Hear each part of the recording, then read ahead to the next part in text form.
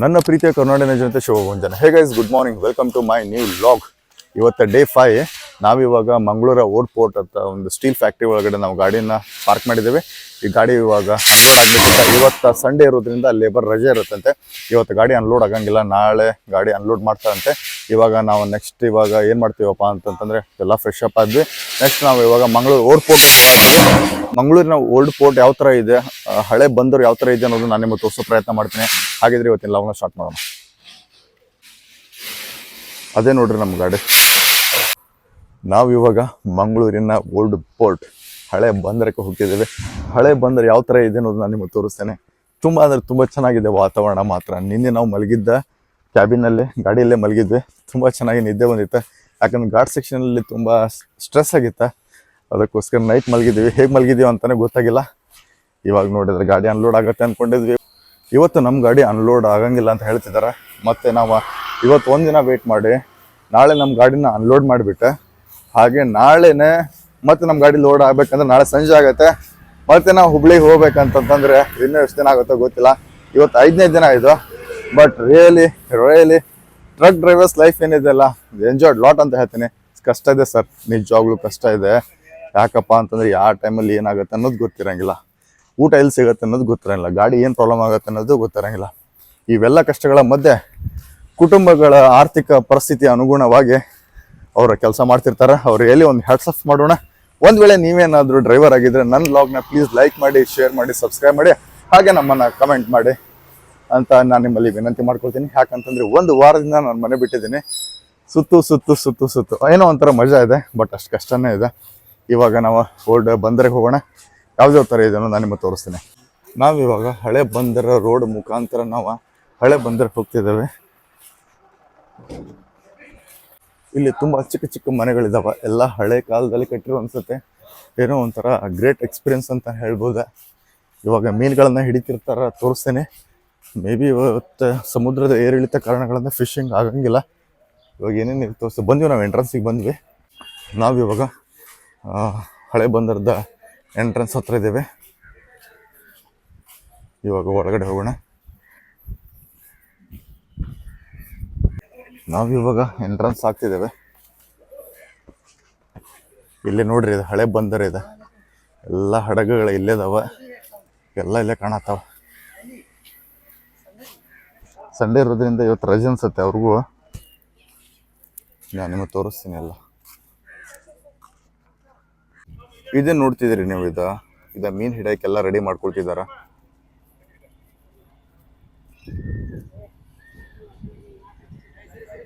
ಇವ್ರ ಲೈಫ್ ಏನಿದೆ ಏನೋ ಒಂಥರ ಡಿಫ್ರೆಂಟ್ ಅಂತ ಹೇಳ್ತಾರ. ಇವಾಗ ಜಸ್ಟ್ ಒಬ್ಬ ಹುಡುಗ ಹತ್ರ ಮಾತಾಡ್ಸಿದ್ದೆ. ಅವರು ಫಿಶಿಂಗ್ ಮಾಡ್ತಾರಂತ. ಒಂದ್ಸಲ ಮೀನ ಹಿಡಿಯಕ್ಕೆ ಒಳಗಡೆ ಹೋದ್ರೆ 10 ದಿನ ಬರೋದಿಲ್ಲ ಅಂತ ಹೊರಗಡೆ. ಗ್ರೇಟ್ ಅಪ್ಪ ಅವ್ರದ್ದು ಎಕ್ಸ್ಪೀರಿಯನ್ಸ್. ಮತ್ತು ತುಂಬ ಕಷ್ಟ ಅಂತ ಹೇಳ್ತಾರೆ. ಏನೋ ಒಂಥರ ಖುಷಿ ಆಗ್ತದೆ. ಇವಾಗ ನಾವು ಬೋಟ್ ಒಳಗಡೆ ತೋರಿಸ್ತೀನಿ ಯಾವ ಥರ ಇದೆ ಅಂಥೇಳಿ. ಇವಾಗ ಏನೋ ಕೆಲಸ ಮಾಡಕತ್ತಾರ. ನಾವು ಬಂದ್ವಿ ದಾಟ್ಕೊಂಡು. ಇವಾಗ ಅಣ್ಣ ಏನು ಮಾಡೋದು ಅಣ್ಣ ತಾವು? ಅಣ್ಣ ಏನು ಬೋಟ್ ಕೆಲಸ ಅಂತಂದ್ರೆ ಮೀನ ಹಿಡಿತೀರಾ ಅಣ್ಣ? ಹೇಗಿರತ್ತಣ್ಣ ಅದು ಮೀನ ಹೇಗೆ ಹಿಡಿಯೋದು ಎಂತನ? ಯಾವ ಊರು ನಿಮ್ದು? ಇದೆ ಊರ ಕುಮಟನ? ಕುಮಟದಿಂದ ಬಂದಿದ್ದೀರಿ. ಇವಾಗ ಏನ್ ರೆಡಿ ಮಾಡ್ಕೊಳ್ತಿದ್ದೀರಿ? ಬಲೆ ರೆಡಿ ಮಾಡೋದು. ಮತ್ತೆ ಯಾವಾಗ ಹೋಗೋದ? 10ನೇ ತಾರೀಕಿಗೆ. ಮತ್ತೆ ರಿಟರ್ನ್ ಬರೋದು? ರಿಟರ್ನ್ 20-25 ಮೇಲೆ. ಹೌದಣ್ಣ, 10 ದಿನ ಅಲ್ಲೇ ಇರ್ತೀರಣ್ಣ? ಮತ್ತೆ ಊಟ ಎಲ್ಲ ಹೆಂಗೆ? ಊಟ ಬೋಟ್ ಅಲ್ಲೇ ರೆಡಿ ಮಾಡ್ಕೊಳ್ಳೋದು ಅಣ್ಣ? ಯಾರಾದ್ರೂ ನಮ್ಮಂತರ ಬರ್ಬೋದಣ್ಣ ಅಲ್ಲಿ? ಆಗುದಿಲ್ಲ. ಯಾಕೆ? ನಾಂಬರ್ ಇರ್ತದೆ, ಕಡ್ಲೆಲ್ಲ ಇರ್ತದೆ. ಗಾಳೆ ಇದೆಲ್ಲ ಇರ್ತದೆ. ಹೌದಾ? ಅದಕ್ಕೆ ಕಷ್ಟ ಆಗತ್ತೆ. ಕಷ್ಟ ಆಗ್ತದೆ. ರೂಢಿ ಇದ್ರೆ ಮಾತ್ರ ಮಾತ್ರ ಹೋಗೋದು. ಡೈಲಿ ಹೋಗಿ ಬರೋದು ಯಾವ್ದು ಇಲ್ವಾ ಬೋಟ್? ಡೈಲಿ ಒಬ್ಬರು ಸಣ್ಣ ಬೋಟ್ ಇರ್ತದೆ, ಸಣ್ಣ ಬೋಟ್. ಹೌದಾ? ಕರ್ಕೊಂಡು ಹೋಗಿಲ್ಲ ನಮ್ಗೆ ಅವ್ರು? ಕರ್ಕೊಂಡು ಹೋಗುದಿಲ್ಲ. ಹೌದಣ್ಣ, ಓಕೆ ಅಣ್ಣ, ಥ್ಯಾಂಕ್ ಯು. ನೀವು ನೋಡ್ತಿದ್ರಿ ಇಲ್ಲ, ಬಲೆಗಳನ್ನ ರೆಡಿ ಮಾಡ್ಕೊಳ್ತಿದಾರ. ಇನ್ನು 15 ದಿವಸಗಳ ನಂತರ ಮೀನ ಹಿಡಿಯಕ್ಕೆ ಚಲೋ ಮಾಡ್ತಾರೆ ಇವ್ರು. ಏನೋ ಒಂಥರ ಲೈಫ್ ಒಂಥರ ವಿಚಿತ್ರ ಅಂತ ಹೇಳ್ಬೋದು ಮಾತ್ರ. ನೋಡ್ರಿ, ಇಲ್ಲಿ ನೋಡ್ತಿದ್ರಿ ನೀವು, ಎಲ್ಲ ಬೋಟ್ ಇದೆ ನೋಡ್ರಿ. ಎಲ್ಲ ಮೀನ ಹಿಡಿಯಕ್ಕೆ ಕುಂತಾರೆ ಇವರೆಲ್ಲ. ಫ್ರೆಂಡ್ಸ್, ಒಂದು ದ್ವೀಪ ಇದೆ. ಆ ದ್ವೀಪದಿಂದ ಎಲ್ಲರೂ ಬೋಟಲ್ಲಿ ಹೋಗ್ತಾರೆ. ಒಂದು ಸೈಡ್ ಚಾರ್ಜ್ ಬಂದ್ಬಿಟ್ಟು 10 ರೂಪೀಸ್ ಅಂತ. ಅಲ್ಲಿ ಒಳಗಡೆ ವಿಡಿಯೋ ಮಾಡೋಕ್ಕೆ ಪರ್ಮಿಷನ್ ಇಲ್ಲ. ನಾನು ನಿಮ್ಗೆ ಇಲ್ಲೇ ತೋರಿಸ್ತೇನೆ. ಅಲ್ಲಿ ಊರ ಹೆಸರು ಬಂದ್ಬಿಟ್ಟು ಬೆಂಗ್ರೆ. ಆ ಬೆಂಗ್ರೆ ಹೆಂಗೆ ಹೋಗ್ತಾರೆ ಅನ್ನೋದು ನಾನು ನಿಮ್ಗೆ ತೋರಿಸ್ತೇನೆ ಇವಾಗ. ಅದೇನು ನೋಡ್ತಿದ್ದೀರಿ ನೀವು, ಅಲ್ಲೇ ಟಿಕೆಟ್ ಕೌಂಟರ್ ಇದೆ. ಅಲ್ಲಿ 10 ರುಪೀಸ್ ಅದು ಪರ್ ಪರ್ಸನ್ಗೆ ಒಂದು ಸೈಡ್ಗೆ. ಆ ಟಿಕೆಟ್ ತೊಗೊಂಡ್ಬಿಟ್ಟು ಹಾಗೆ ಇಲ್ಲಿ ಬರಬೇಕು. ಅಲ್ಲಿ ಬಂದು ಅಲ್ಲಿ ಒಂದು ಬೋಟ್ ಇದೆ, ಬೋಟ್ ವೇಟ್ ಮಾಡ್ತಿರುತ್ತೆ. ಆ ಬೋಟ್ ಹತ್ಕೊಂಡು ಏನು ಮಾಡೋದಪ್ಪ ಅಂತಂತಂದರೆ ಸೀದಾ ಅಲ್ಲೊಂದು ಊರು ಕಾಣಿಸ್ತಿದೆ ನಿಮಗೆ, ಆ ಊರಿಗೆ ಹೋಗೋದು. ಆ ಊರ ಹೆಸರು ಬಂದ್ಬಿಟ್ಟು ಬೆಂಗ್ರೆ ಅಂತ. ತುಂಬ ಅದ್ಭುತವಾಗಿದೆ ಮಾತ್ರ. ಫ್ರೆಂಡ್ಸ್, ಇಲ್ಲಿ ನೋಡ್ತಿದ್ದೀರಿ ನೀವು, ಮೀನ ಹಿಡಿತಿದ್ದಾರೆ ಅವರ. ಇರುಪೆ ಮೀನ ಅಂತಿದೆ. ಬೆಳಗ್ಗೆ ಅವರ ಫಿಶಿಂಗ್ ಮಾಡತ್ತಿದ್ರ. ಇಲ್ಲಿ ನೀವು ನೋಡ್ತಿದ್ದೀರಿ, ಇವರು ಶಿವ ಅಂತ. ಇವ್ರು ಮೀನು ಹಿಡಿತಾ ಇದ್ರು, ಹಾಗೆ ಮಾತಾಡ್ಸೋ ಪ್ರಯತ್ನ ಮಾಡಿದೆ. ಇಲ್ಲಿ ನೋಡ್ರಿ ಎಷ್ಟೊಂದು ಬೋಟ್ಗಳಿದೆ, ಎಲ್ಲ ರೆಡಿ ಮಾಡ್ತಿದ್ದಾರೆ ಇವ್ರ ಮೀನು ಹಿಡಿಯೋಕ್ಕೆ. ಇವಾಗ ನಾ ಈ ಬೋಟ್ ಹತ್ಕೊಂಡಿದ್ದೀನಿ. ಈ ಬೋಟ್ ಹತ್ಕೊಂಡು ಅಲ್ಲಿ ಹೋಗ್ಬೇಕಾ, ಹೆಂಗಿದೆ ತೋರಿಸ್ತೀನಿ. ಬಾಬಾ ಬಾಬಾ, ಒಂಥರ ಥ್ರಿಲ್ಲಿಂಗ್ ಇದೆ ಮಾತ್ರ. ವರ್ಕ್ ಮಾಡ್ತಿದ್ರ ಅಣ್ಣವ್ರಿಲ್ಲೇ. ಓಕೆ,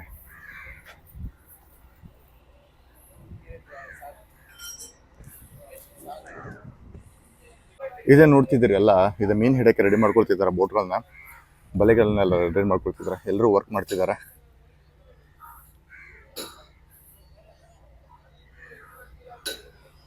ಫ್ರೆಂಡ್ಸ್, ಇಲ್ಲಿ ನೋಡ್ತಿದ್ರಿ ವಿಂಚ್ ಜಾಮ್ ಆಗಿದೆ ಅಂತ ಕಟ್ ಮಾಡಿ ತೆಗೆಯತ್ತಾರ. ಹೆವಿ ವರ್ಕ್ ಮಾಡತ್ತಾರ ಮಾತ್ರ.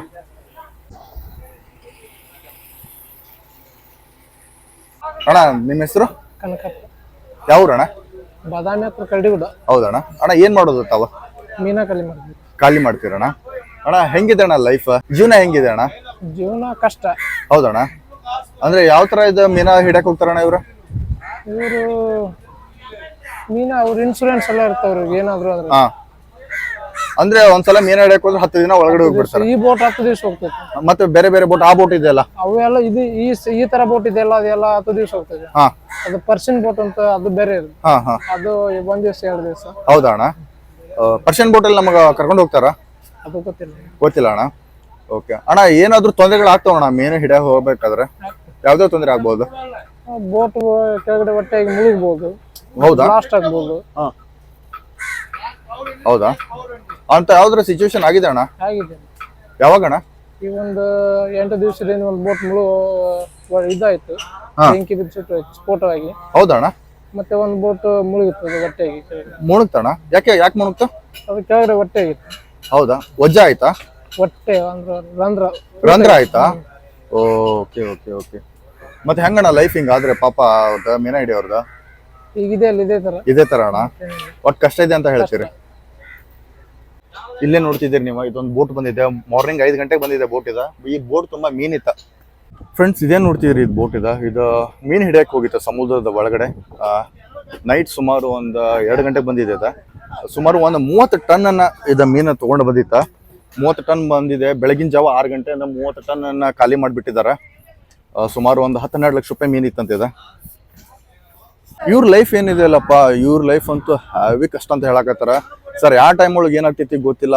ಒಳಗಡೆ ಹೋದ್ರೆ ಆ ಟೈಮಲ್ಲಿ ಬೋಟ್ ಮುಳುಗತ್ತೆ, ಆ ಟೈಮ್ ಒಳಗೆ ಏನಾಗುತ್ತೆ. ಮೊನ್ನೆ ಒಂದು ಬೋಟ್ ಬ್ಲಾಸ್ಟ್ ಆಯ್ತಂತ. ಯಾರಿಗೂ ಏನೂ ತೊಂದರೆ ಆಗಿಲ್ಲ, ಪ್ರಾಣಕ್ಕೆ ಸೇಫ್ ಇಂದ ಪಾರಾಗಿದ್ದಾರೆ. ಒಂಥರ ಭಯ ಅನ್ಸತ್ತೆ ಇವ್ರ ಬಗ್ಗೆ ತಿಳ್ಕೊಳ್ಳೋಕೆ ಮತ್ತೆ ಕೇಳೋಕೆ. ಇಲ್ಲೇನು ನೋಡ್ತಿದ್ದೀರಿ ನೀವು, ಬೋಟ್ ಒಳಗಡೆ ಡೀಸೆಲ್ ಹಾಕಕತ್ತಾರ. ಅವರೇ ನೋಡ್ರಿ ಡ್ರೈವರ್.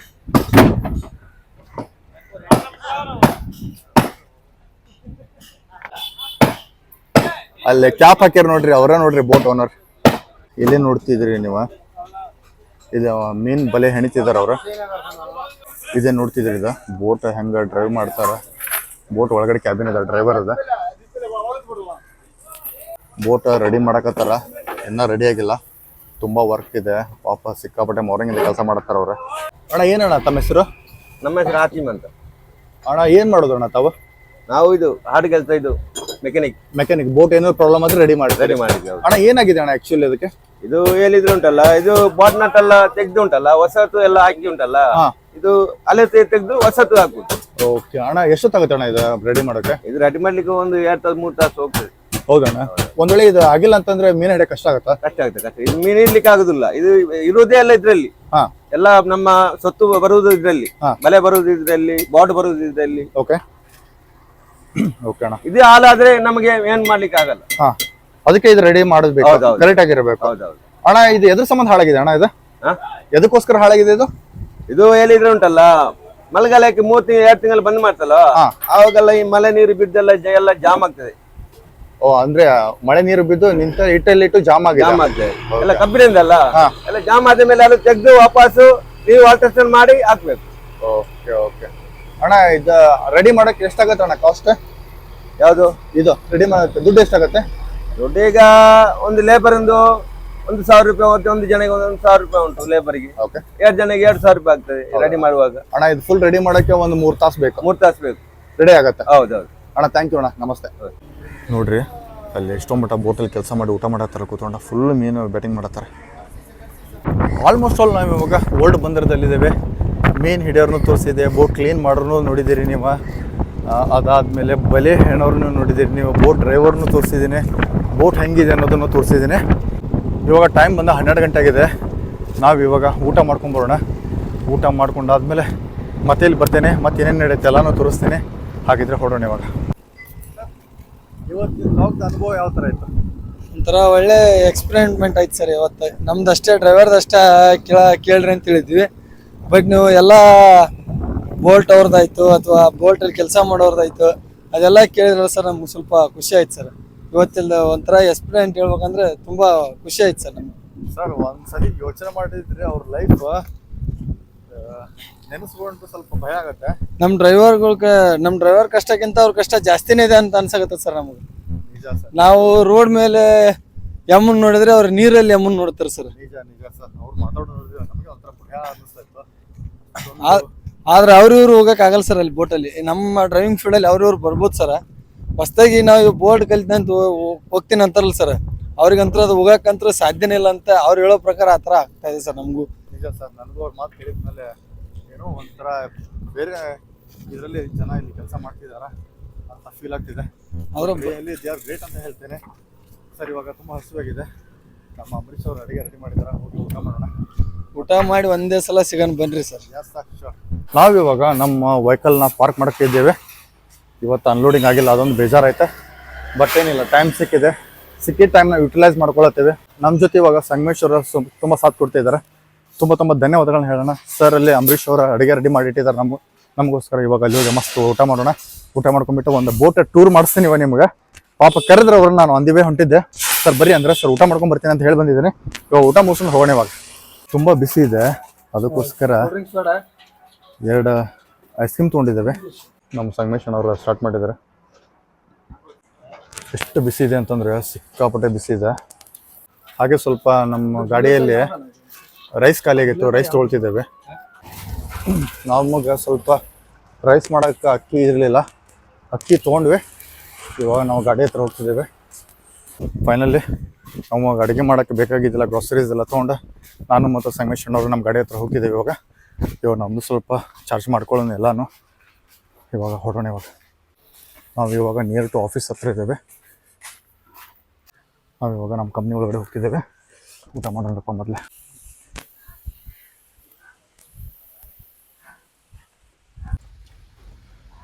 ಫ್ರೆಂಡ್ಸ್, ಇವಾಗ ಟೈಮ್ ಬಂದ್ಬಿಟ್ಟು 12:45 ಆಗಿದೆ. ನಾವು ಇವಾಗ ಓಲ್ಡ್ ಪೋರ್ಟ್ನ ನೋಡೋಕೆ ಹೋಗಿದ್ವಿ, ಹಳೆ ಬಂದರು ನೋಡೋಕೆ ಹೋಗಿದ್ವಿ ನಾನು ನಮ್ಮ ಸಂಗಮೇಶ್ವರ.